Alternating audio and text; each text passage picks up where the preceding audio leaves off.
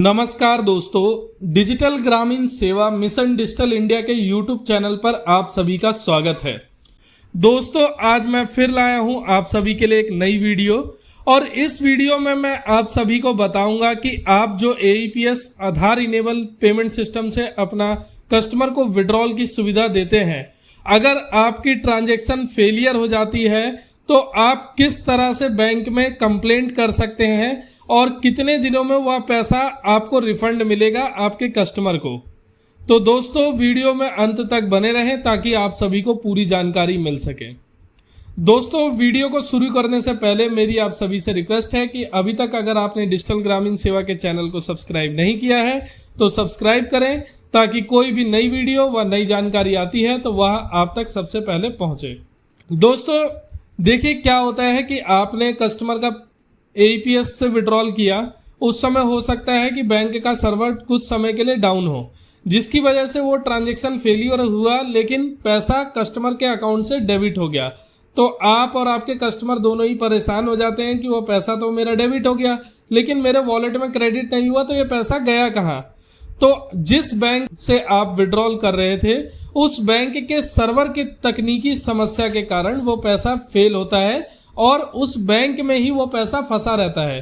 किसी भी कंपनी से, चाहे वो डिजिटल ग्रामीण सेवा से आप विड्रॉल कर रहे हो, भारत की किसी भी AEPS सर्विस प्रोवाइडर कंपनी से आप विड्रॉल कर रहे हो, अगर वो फेलियर पैसा हो गया तो वो कंपनी के पास क्रेडिट नहीं होगा, वह आप कस्टमर के पास, जो कस्टमर आपके पास आए हैं उनके ही अकाउंट में दोबारा क्रेडिट होगा।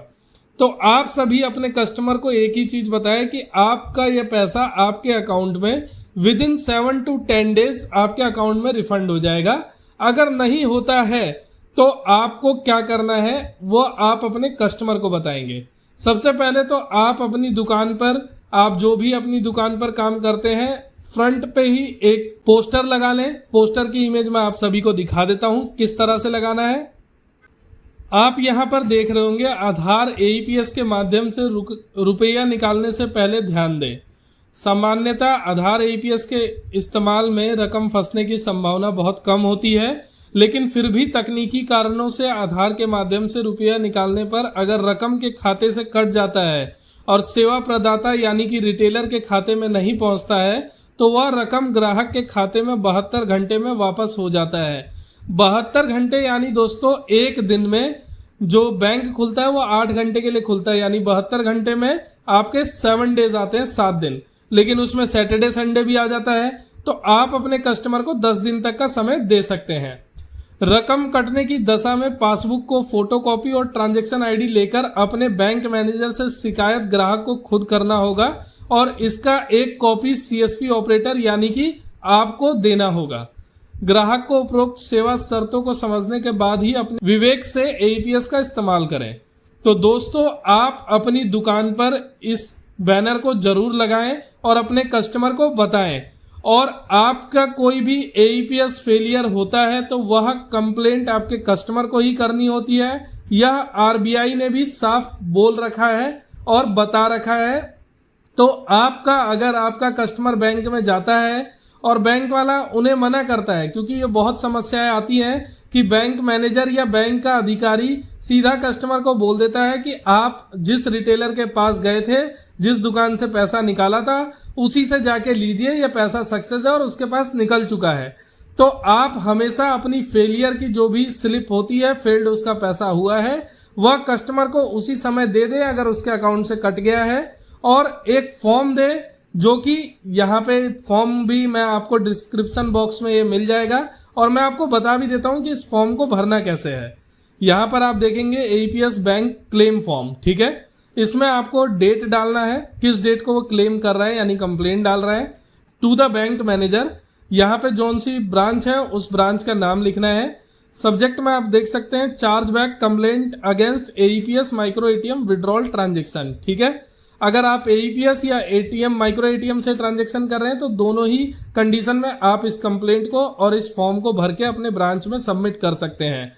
Respected sir madam, I have done AEPS micro ATM withdrawal transaction on date, किस डेट को आपने ट्रांजैक्शन करी थी, फॉर अमाउंट कितने का आपने निकाला था। यहाँ पर आप वर्ड में लिख देंगे, मान लीजिए 10,000 निकाले हैं तो 10,000 rupees, from my saving account having account number, यहाँ पे अकाउंट नंबर आप कस्टमर अपना लिखेगा। एट किस जगह से और किस दुकान से, यानी कि आप किस जगह पे आपकी दुकान है वहाँ पे दुकान की जगह और दुकान का नाम यहाँ पर आपको लिखना है। CSP the amount is debited from my bank account but the withdrawal was not successful, it got time out. ठीक है, उसके बाद यहाँ पर आपको ट्रांजेक्शन डिटेल डालनी है जिसमें कस्टमर अपना अकाउंट नंबर, अपना अकाउंट होल्डर नेम यानी अपना नाम, transaction reference number, RRN number. कई बार फेलियर स्लिप पे RRN नंबर नहीं होता है तो यहाँ पे आप NA लिख देंगे। अमाउंट INR अमाउंट यहाँ पे लिखेंगे आप, ट्रांजेक्शन डेट किस डेट को हुआ था और अपना आधार नंबर। ठीक है, उसके बाद requested you to kindly refunded the debited amount in my bank account as this money is not acquired by me. यहाँ पे अपना नाम लिखेगा कस्टमर और यहाँ पे अपने साइन कर देंगे। उसके बाद ये ब्रांच मैनेजर को देना है और इसके साथ AEPS जो फेलियर हुआ है उसकी स्लिप जरूर दें अपने कस्टमर को ताकि वह इनके साथ अटैच कर सकें। अगर फिर भी ब्रांच मैनेजर मना करता है कि नहीं मैं इस कंप्लेंट को नहीं ले सकता हूं तो सिंपल ब्रांच मैनेजर को कहना है सर आप अपना गूगल खोलिए, AEPS फेल्ड RBI गाइडलाइंस, आप सिंपल खोलेंगे जिसमें आप यहाँ पे सिंपल दिखा देंगे कि आप RBI देख लीजिए, भारतीय रिजर्व बैंक के यहाँ पे ऑफिशियल वेबसाइट है जिस पे साफ साफ लिखा हुआ है कि AEPS के बारे में हम बात कर रहे हैं तो हम AEPS पे चलते हैं। यहाँ पे Aadhaar enable payment system include Aadhaar pay, यहाँ पे आप देख सकते हैं account debited but transaction confirmation not received at merchant location, यानी दुकानदार के पास, रिटेलर के पास। Acquired to initiate credit adjustment within T+5 days, यानी 5 दिनों के अंदर कस्टमर के अकाउंट में ये पैसा रिफंड आ जाना चाहिए। अगर कस्टमर के अकाउंट में पैसा नहीं आता है और कस्टमर ने जाके अपने बैंक में या फॉर्म भर के कंप्लेंट दे दी है तो कस्टमर को 100 रुपये पर डे बैंक जुर्माना देगा अगर 5 दिनों के अंदर उसका पैसा रिफंड नहीं आ पाता है तो 6ठे दिन से।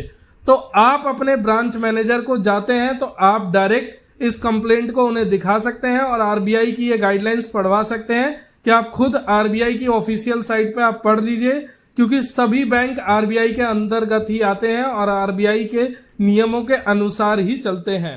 दोस्तों, अगर बैंक मैनेजर आपसे कहता है कि नहीं मैं इस कंप्लेंट को नहीं ले सकता हूं या हमारे पास ऐसी कोई कंप्लेंट ही नहीं होती है तो आप डायरेक्ट इस नियम को पढ़ा सकते हैं और इस फॉर्म को दिखा सकते हैं। अगर वो नहीं मानते हैं आपसे तो आप डायरेक्ट कहिए कि सर एक वाइट पेपर लीजिए और इस पे लिखित में मुझे दे दीजिए कि मैं आपकी AEPS की चार्जबैक कंप्लेंट नहीं ले सकता हूं, और वह लिखित में उनसे लेके उनकी मोहर साइन करवा लीजिए।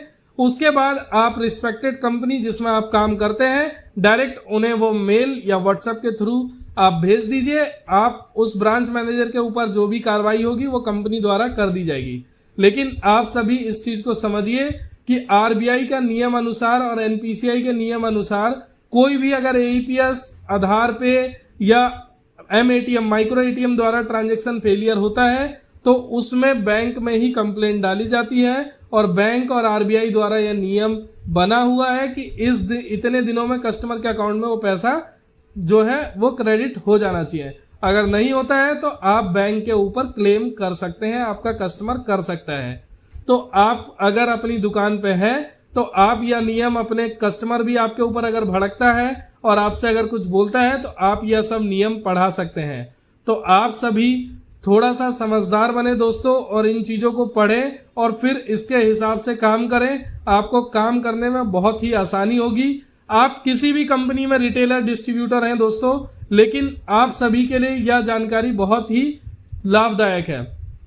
आशा करता हूं दोस्तों आप सभी को वीडियो अच्छी लगी होगी। मैं आपसे फिर मिलूंगा एक नई वीडियो एक नई जानकारी के साथ। जब तक के लिए धन्यवाद। जय हिंद, जय भारत दोस्तों।